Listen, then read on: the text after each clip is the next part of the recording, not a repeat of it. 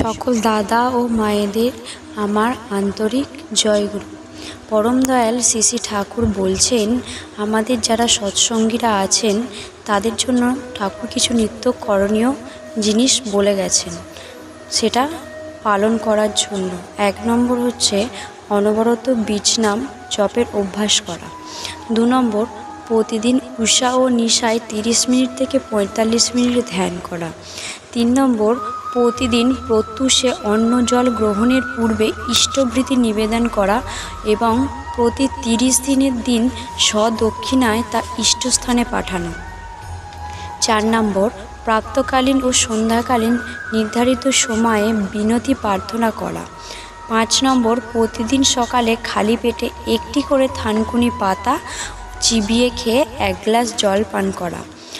6 নম্বর প্রতিদিন কাজ কর্মের ফাঁকে 3 থেকে 4 বার শবাসন বা শবধ্যান করা।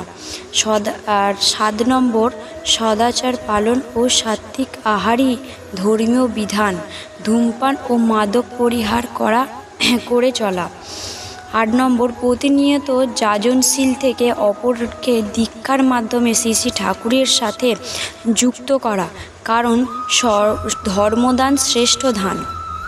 9 নম্বর প্রস্রাব পায়খানা করে উপযুক্ত শৌচ করা।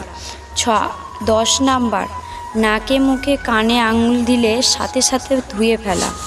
11 নম্বর স্বগ্রন্থাদি অধ্যয়ন, সৎসঙ্গের যোগদান, ঋত্বিক সহচার্য, আচার্য পরিদর্শন, প্রণাম ও ঠাকুরবাড়ি যাওয়ার একান্ত কর্তব্য।